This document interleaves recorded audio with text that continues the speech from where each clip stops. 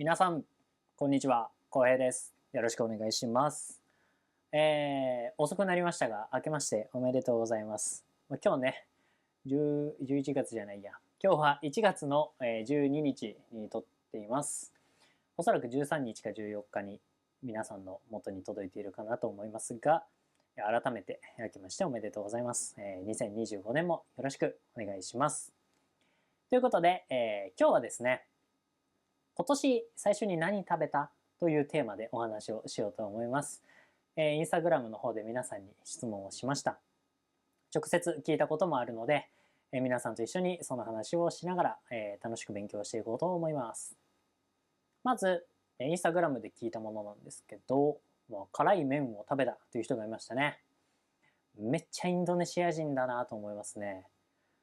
日本人にとっては辛いかどうかとかがあんまり大切なところではないので、実は麺は食べるんですよね。年越しそばというものがあって、1年が変わるタイミングでそばを食べるという文化はあるんですが、別に、辛くはしないかな。そばだから、辛くすることはないというような感じですかね。辛い麺を食べた。すごくインドネシア人を感じるような、コメントですね。もう一つ、ローストチキンを食べたという人もいましたね。ローストチキンを食べたっていうのはどうなんだろう。インドネシアの文化でも日本の文化でもないのかな。たまたまちょっといいものとしてローストチキンを食べたとかですかね。日本もそういったものは、ちょっといいものを年越しは食べるっていう文化があるので、寿司とか天ぷらとかね、ちょっと高いものを食べるっていうものの中にローストチキンも含まれそうですよね。鶏肉ね、美味しいからね、年越しに限らず、一年中いつ食べても美味しいものですよね。私は何を食べたかと言いますと、実はサラダを食べたんですね。鶏肉入りのサラダを食べました。これどうしてかっていうと、ちょっと大変だったんですけど、31日まで仕事だったんですよ。で、1日だけ休み。で、2日から仕事と。で、月末、月始はですね、私は忙しいんですね。自分が働いている学校のテストが終わって新しいクラスを作ったり、学習の報告書があるんですけど、それをチェックしたりっていうので、なかなか忙しいので、1月1日ね、ゆっくりしている場合じゃなかったんですね。なので、朝起きて、ちょっと仕事して、で、鶏肉入りのサラダを食べて、そのまま仕事して寝ました。という形で、なかなかね、日本にいる時のように年越しは過ごせなかったかな。餅を食べたり、おせち食べたり、雑煮を食べたり、いろんなね、日本には正月に食べるものの文化がありますけれども、なかなか今年はそういったものを味わうことができなかったなと思います。日本にいる時はね、そういったものを楽しみますが、インドネシアにいる間は、仕事が忙しいのもありますけど、基本一人なので、友達も特にいないですし、日本人も近くに住んでいる人がいないので、休みが1日だけっていう風になると、一人で過ごすっていうのを選んでしまうので、1月1日だとしても、10月1日だとしても、適当に過ごしてしまうかなというふうには思います。いつかまた日本で年越しを過ごすタイミングが来たら、とびっきりいいものを食べようかなと思っています。で、その正月に関係して、日本は正月に何を食べるのか、ね、皆さんも気になっているんじゃないかなと思っています。有名なのはおせちですよね。おせち。あとは、お餅、雑煮ですね。餅が入っているものですよね。あと、寿司とか焼肉とかすき焼きのように、ちょっと高級なもの。1月1日でめでたい日なので、ちょっと特別なものという意味を込めて、値段がちょっとするものを食べたりはしますね。おせち、ね、よく聞くし、よく見ると思うんですけど、どういう食べ物か皆さんわかりますか？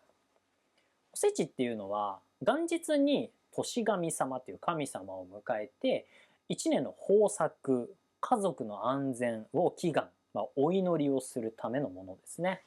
この豊作とか家族の安全っていうのは難しいんですけど、五穀豊穣、子孫繁栄、無病息災のように、昔の言葉でこう四字熟語という4つの漢字を並べて意味のある言葉があるんですね。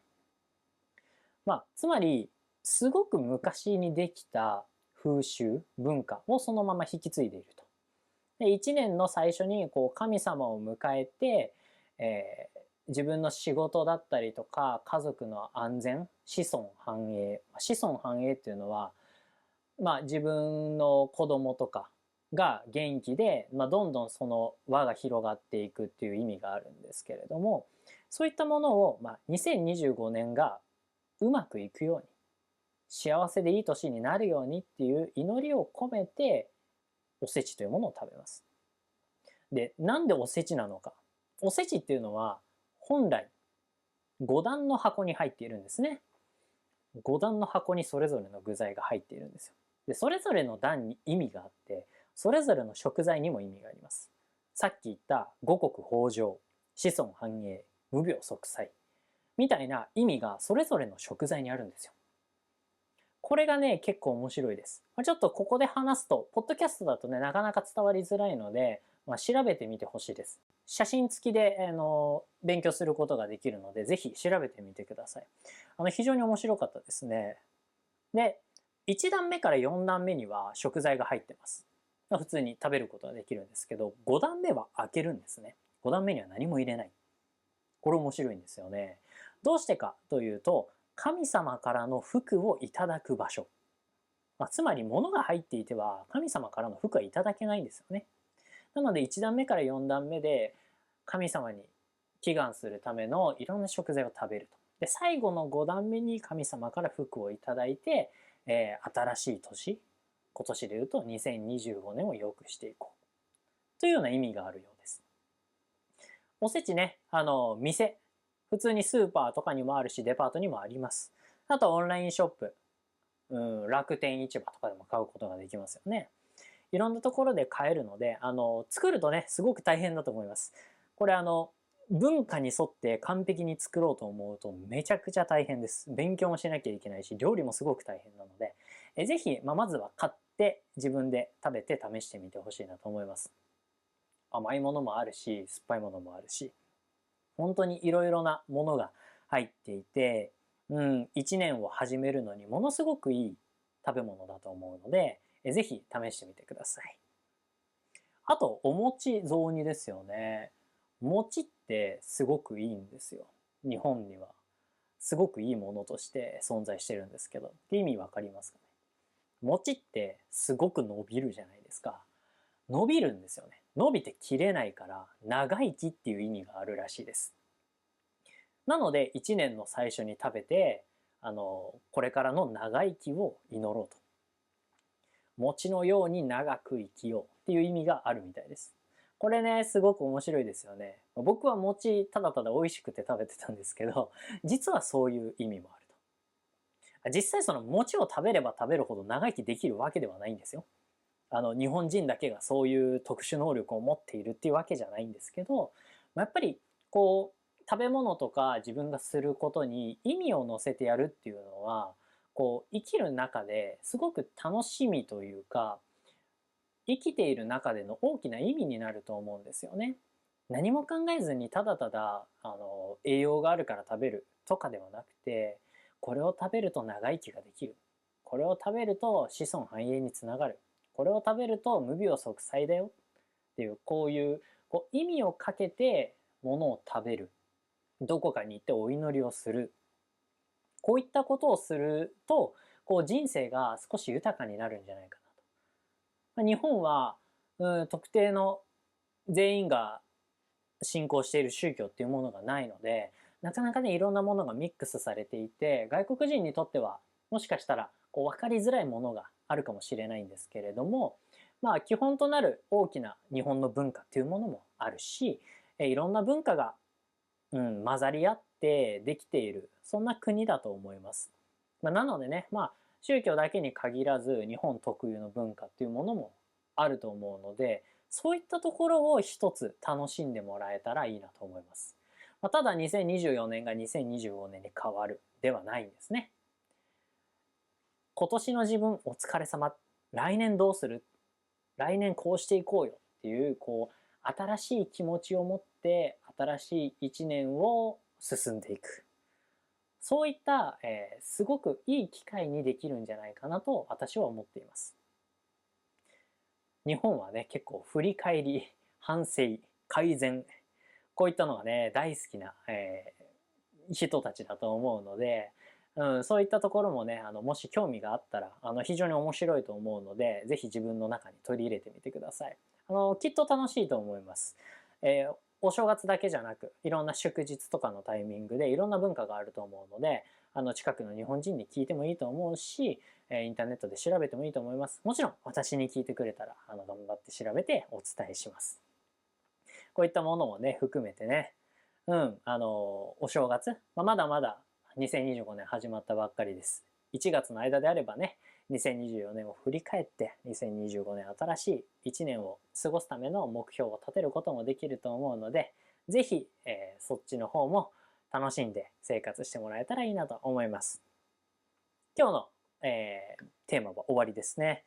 次のテーマなんですが、2024年一番嬉しかったこと、良かったことについてお話をしていこうと思います。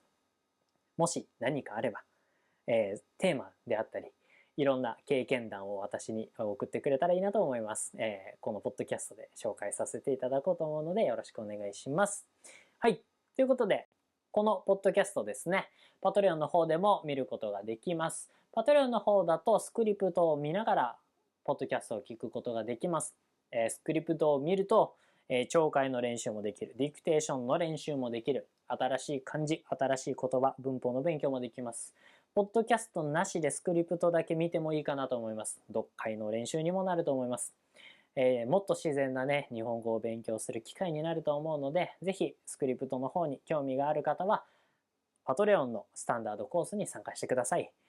プレミアコースでは会話クラスをやっています。毎週日曜日の8時から、皆さんと一緒に Zoom を使って1時間、とにかく会話をする、そういったものです。日本にいながら日本語の練習をする時間があまりないという人、いろんなね、人がいると思います。みんな一緒に勉強できたら楽しいと思うので、ぜひそちらの方にも参加してください。ということで、今日もポッドキャストありがとうございました。また次の回でお会いしましょう。バイバイ。